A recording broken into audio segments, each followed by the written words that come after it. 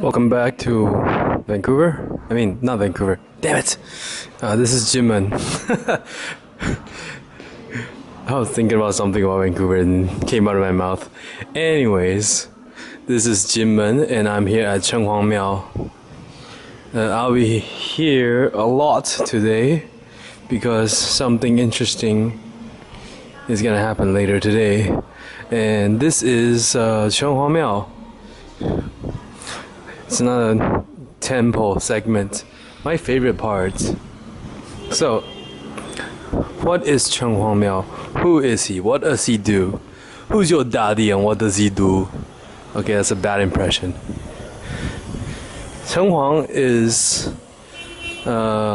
we mentioned earlier about 土地公 in a few episodes before.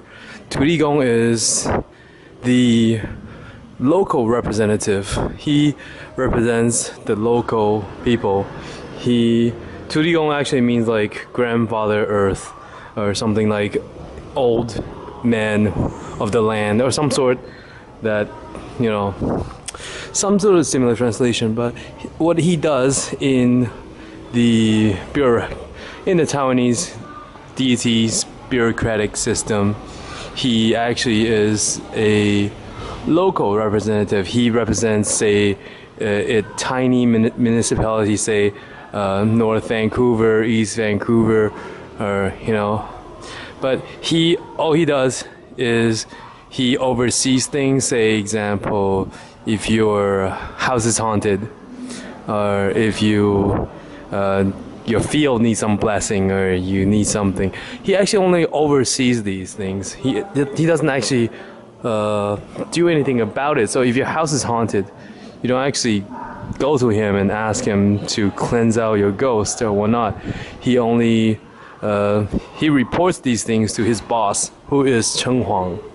He reports these and he will dispatch Ghostbusters. Yes, Ghostbusters. He actually have those. What 土地公 actually does is he only gives out blessings and give you some sort of luck and help you out in minor things, you know. And he's more of a observer, guardian type of guy. He doesn't really do much of anything. So this guy is more like a mayor of a city. So he actually oversees how the city runs, and he actually reports to another boss. His boss actually runs the whole country or continent. So he actually reports to heaven. He directly reports to heaven. So he's like your mayor or premier or something like that. Not smaller than premier. He oversees the island. So he is the boss of this island, head honcho. And what he does is he oversees everything from wind, rain, sunshine to evil spirits. And here are his two lieutenants. The short black guy, and on his hand you can see there's a little, I don't know, it's not a scepter, it's called a pie, or I don't know what's called in English, but it actually says reward good and punish evil. So that's what he does. Fan Jiangjun, General Fan. And on the other side, the tall white guy with a ling and a feather fan. He's Xie Jiangjun, General Xie. And here are also his subordinates. This guy is in charge of he's sort of a Wenchang, so he's in charge of books or studying. This one's in charge of luck and fortune, and this one is in charge of money. So he's the boss, and well, those guys are just his, you know, keepers, horse keepers. They keep his horses. So this guy is the total boss. Sorry. This guy is the total boss, and this guy is in charge of unsettled disputes. If you have any sort of 冤屈, means if you were wronged somehow, you can come and find him and he will settle it for you.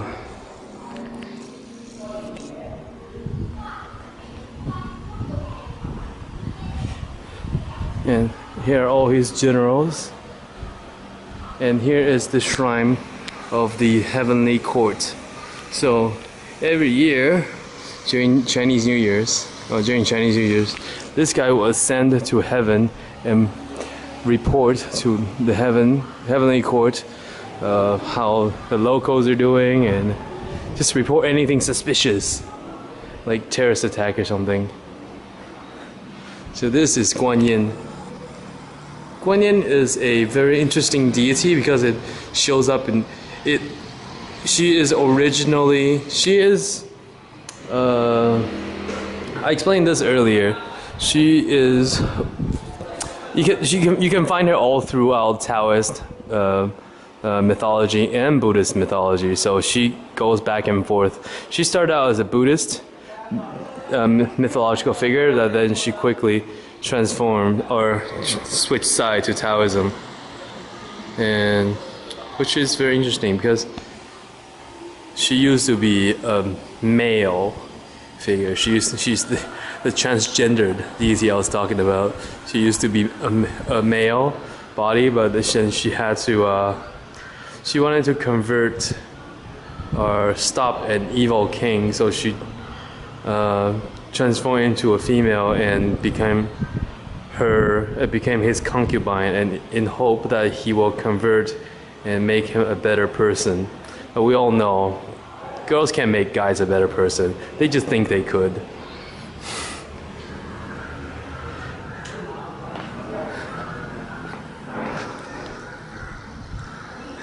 We'll be scumbags always, right, guys? So every city there's a Chun Wan. So usually what I try to do is I come to every city and I actually go and visit the local Chun Wan and be like, and say, hey, I have arrived and welcome. Please watch over me while I hang out in your city. And just when you arrive in somebody's house, you actually have to say hello. All these are, I believe, are handcrafted statues, pillars, and as usual, in every freaking Chinese temple or Taiwanese temple, there's so much carving. I love local carvings. I would love to know all the stories, every stories about them, because it's just accumulation of age-old wisdom and folklores that people should keep track of. These are very, very high. I don't know. We'll call it menkan, but we don't have these in Western terminologies. So what these are for is not for tripping people, but to ward out, to block out ghosts, evil spirits, and goblins or gnomes or fairies and whatnot. So they will trip over it. Today, later on, we'll be here again. They have puppet shows, hand puppets. The origin of Chinese hand puppet drama, theater arts is actually it never intended as a theater art, but rather it's there to entertain the spirits, entertain the gods. Every year, during the birthday of a certain deity, every deity had their own birthday too, because they used to be people. In Taiwanese mythology, every deity used to be a real person. So when you do enough good in your life, and when you die, you will be selected by the heaven and be a local representative. And if you're a 土地公, so if you start as a 土地公and if you work hard, you might end up being a Chun Wan. So you actually might go up in rank. So it's actually a very fluid system. There's no bottle cap, or, well, I guess because there aren't really female 土地公 or female Chun Wan. So there is still a glass ceiling. I'm sorry. It's such a sexist terms. Sexist system. Anyways, so here they are, they're setting up the stage. And this is a used to be only when you start out, you open up a new temple, you need to invite the puppets, troupe to come and do a show to say thanks to the gods, to give thanks to the gods, to give thanks to the deities. And when the deity's birthday arrives, you have to invite the tropes to come and put up a show to give thanks to the deities. So it's not intended for people. It's not intended to be a theater art for people, but rather it's intended to give thanks to the gods and also ward off evil spirits. They have different sorts of theater arts. Puppet show is just one of these. They also have the shadow theater, where they use, I believe, cow hides and the shadows and whatnot, and bamboo sticks. And also they have Tiao Zhonghui, which is they use marionettes, but those are for warding off evil spirits and appease evil spirits. So if you have evil spirit hunting your house, you can also hire the trope and put up a show, appease, make the evil spirits happy, and they'll leave.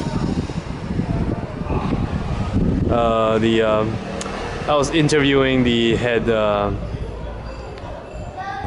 of the trope, head of the puppet trope, and he told me that his grandfather and father used to do this, but he never learned the actual art of warding off evil spirits, and so he doesn't try. When he sometimes gets invited to do some ceremony to ward off evil spirits, but he always declined because he never actually learned how, and if he tries to and fails to do so, the evil spirits will take revenge and harm him and possibly kill him.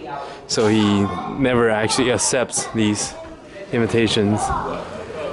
And he tells me that his grandfather and father does these things. Also, he tells me what happens when you fail to do so. He says that someone he knows once tried to ward off an evil spirit, and the person failed. His entire family end up dead the next day, except the two daughters who are married. Why is that? He explains that when you're married in Chinese mythology, in Chinese culture, when you're married, you will use your husband's last name, so you are technically out of the family.